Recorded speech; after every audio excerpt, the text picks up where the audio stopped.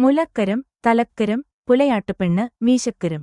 സാധാരണക്കാരനെ കൊല്ലുന്ന നികുതികൾ പിരിച്ചുതടിച്ചു കൊഴുത്തതാണ് തിരുവിതാംകൂറിന്റെ പെരുമ, അല്ലാതെ ജനൽക്ഷേമം കൊണ്ടുണ്ടാക്കിയതല്ല. തടിച്ചു കൊഴുത്ത തിരുവിതാംകൂർ ചരിത്രത്തിനു പാവപ്പെട്ടവന്റെ കണ്ണീരിന്റെയും ചോരയുടെയും ഒത്തിരി കഥകൾ പറയാനുണ്ട്. 19-ാം നൂറ്റാണ്ടിന്റെ ആദ്യദശകങ്ങളിൽ പാരമ്യത്തിലെത്തിയ ഒട്ടനവധി കരങ്ങളും നികുതികളും തിരുവിതാംകൂർ രാജ്യത്ത് നിലവിലുണ്ടായിരുന്നു. പൊതുവെ ദുർബലമായ രീതിയിൽ രാജ്യം ഭരിച്ചിരുന്ന ബാലരാമവർമ്മയുടെ ഭരണകാലത്ത് അധികാരത്തിലുണ്ടായിരുന്ന ഉമ്മിണിത്തമ്പി എന്ന ദിവാന്റെ ദുർഭരണകാലത്ത് ഉദ്യോഗസ്ഥ ദുഷ്പ്രഭുത്വം രാജ്യമാകെ വ്യാപിച്ചു.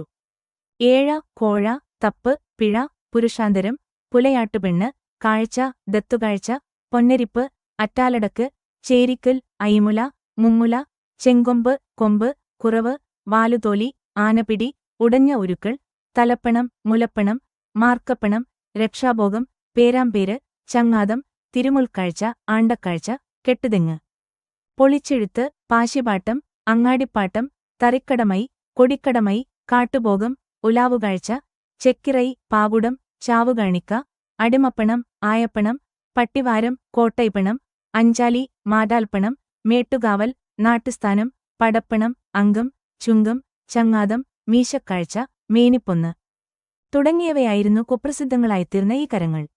വ. 1811-ൽ ഈസ്റ്റ് ഇന്ത്യാ കമ്പനിയുടെ സ്വാധീനത്തോടെ അധികാരത്തിൽ വന്ന റാണി ഗൗരി ലക്ഷ്മിബായിയുടെ കാലത്ത് റെസിഡന്റും ദിവാനുമായ കേണൽ മൺട്രോ ഇവയിൽ പല കരങ്ങളും, പ്രത്യേകിച്ച് പാവപ്പെട്ട ജനങ്ങളെ ബാധിക്കുന്നവ, റദ്ദാക്കി ഉത്തരവിട്ടു. നാടുവാഴികൾ മുതൽ ഏറ്റവും ദരിദ്രരും അധകൃതരുമായ പൗരന്മാർക്കുവരെ ജീവിതം ദുസ്സഹമാക്കുന്ന വിധത്തിൽ ഭരണകൂടത്തിന്റെ ആവശ്യങ്ങൾക്കുവേണ്ടി പല വിധത്തിലുമുള്ള ധനാഗമമാർഗങ്ങൾ ഈ ഭരണകാലത്ത് ആവിഷ്കരിക്കപ്പെട്ടു. പല കരങ്ങളും രാജഭരണത്തിന് നിയന്ത്രിക്കുകയോ വിധേയമാക്കുകയോ ചെയ്തിരുന്ന വെള്ളക്കാരുടെ പ്രേരണയാലാണ് ആദ്യം തുടങ്ങിവച്ചിരുന്നത്.